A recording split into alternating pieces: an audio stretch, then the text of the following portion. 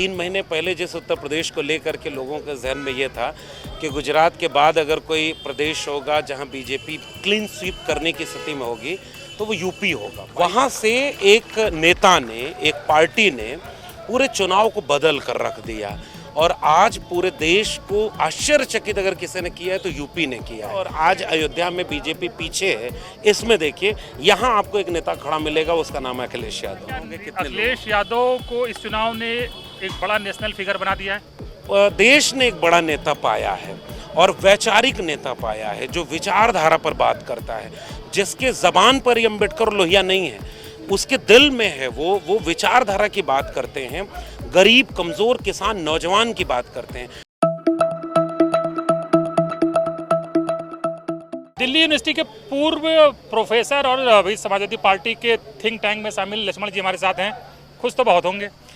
खुश होने की वाजिब है वजहें भी, क्योंकि 3 महीने पहले जिस उत्तर प्रदेश को लेकर के लोगों के जहन में ये था कि गुजरात के बाद अगर कोई प्रदेश होगा जहां बीजेपी क्लीन स्वीप करने की स्थिति में होगी तो वो यूपी होगा। 22 जनवरी के आसपास का माहौल आप सोचें। वहां से एक नेता ने, एक पार्टी ने पूरे चुनाव को बदल कर रख दिया और आज पूरे देश को आश्चर्यचकित अगर किसी ने किया है तो यूपी ने किया है। कह रहे हैं कि एक नेता ने बदल दिया, लेकिन आप जिस नेता की बात कर रहे हैं वो नेता शुरू से कह रहा है कि चुनाव जनता लड़ रही है। एग्जैक्टली, इसलिए मैं कह रहा हूं कि जनता देखिए, जनता तो तैयार थी, जनता पूरे देश में तैयार थी।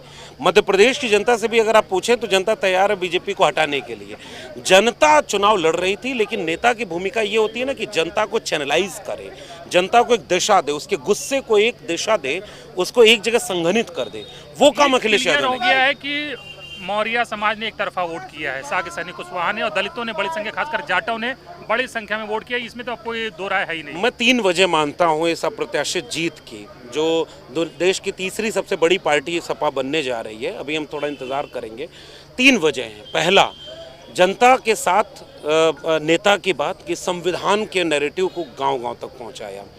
दूसरा, अखिलेश यादव का पीडीए, जिस पीडीए ने कल तक जिस पार्टी पर यह आरोप लगता था कि वो यादव और मुस्लिम की पार्टी है, आज उस पार्टी को कोई ऐसी जाति बिरादरी या मजहब नहीं है जिसके लोग वोट न किए हो। वो पीडीए था, उसका टिकट वितरण था। पीडीए को जबान में नहीं था, वो टिकट वितरण में था। केवल मौर्य नहीं, 11 टिकट दिया है कुर्मी समाज को, हाँ पटेलों को, तो कुर्मी, पटेल, वर्मा, 7 पासी, 7 मौर्य, 6 कश्यप निषाद समुदाय के लोग।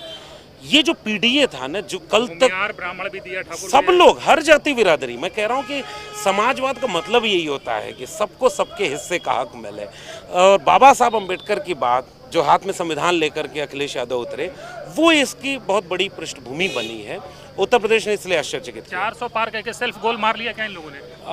अति आत्मविश्वास अहंकार में जब तब्दील हो जाए तो वो विनाश करता है, और वह विनाश कर रहा है। हमें फिर भी अभी उम्मीद है कि ये जो 280 और 90 के बीच में आंकड़ा फंसा है वो और नीचे आना चाहिए। सरकार कांग्रेस वहाँ पर बीजेपी की न बने। तो क्लियर हो रहा है कि 2 में से 1 सरकार तो बदल रही है, मतलब एक चेहरा तो बदल रहा है। अब मैं अभी लखनऊ पर कोई टिप्पणी नहीं करूंगा, मैं दिल्ली पर ही हूँ अभी।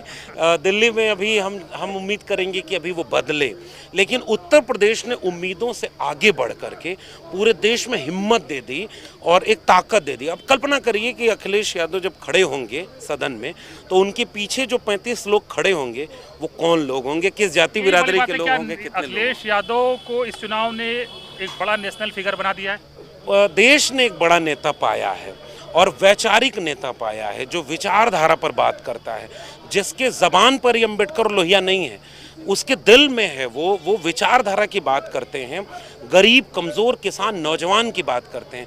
पूरे इलेक्शन कैंपेन को देखिए, दूसरी तरफ से हमला कितना अभद्र हो रहा था, हिंसक हो रहा था, और इस नेता के ज़बान से एक भी लफ्ज़ ऐसा नहीं निकला जो नकारात्मक हो। सकारात्मक ढंग से राजनीति करने का ये फ़ायदा मिला है इन्हें। बीजेपी को उम्मीद थी कि पूरे देश में अगर कहीं भी नुकसान होगा तो यूपी से भरपाई हो जाएगी। डबल इंजन की सरकार थी, पूरी ताकत थी, और जिस तरह से यहाँ पर शासन प्रशासन काम कर रहा था वो किसी से छिपा नहीं है।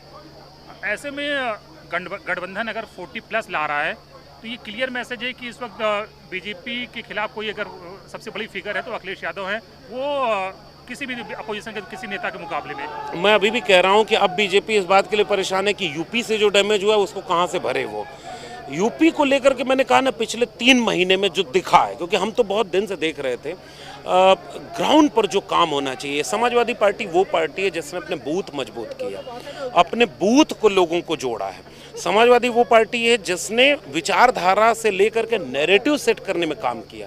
ये और जनता पहले से तैयार थी, उत्तर प्रदेश की जनता त्रस्त थी। तो नेता को क्रेडिट इस बात की देनी चाहिए कि जनता तो पूरे देश में जब होती है तो दिशा दिखाने का काम नेता का होता है। लेवल प्लेइंग फील्ड होता तो क्या नतीजा होता यूपी में और देश मेरा मानना है कि 2019 वाला आंकड़ा पलट कर आ जाता। 60 सीटें ऐसी आप गिन कर देखिए, 4-5 सीटों से ऊपर बीजेपी कोई ऐसी सीट नहीं पा रही थी जिसमें कि वो बढ़त में हो। कांग्रेस, जिसको ये माना जा रहा था कि रायबरेली अमेठी जीत जाए तो बड़ी बात है, आज वो 7-8 सीटें जीत रही है। वेटिकन सिटी में भी फंस गए। हाँ, कई जगह पे फंसे हुए हैं। मैं तो बार बार कह रहा हूँ कि अयोध्या एक सैंपल है। 22 जनवरी के आसपास का पूरा पॉलिटिकल सिनेरियो देखिए और आज अयोध्या में बीजेपी पीछे है, इसमें देखिए। यहाँ आपको एक नेता खड़ा मिलेगा, उसका नाम है अखिलेश यादव।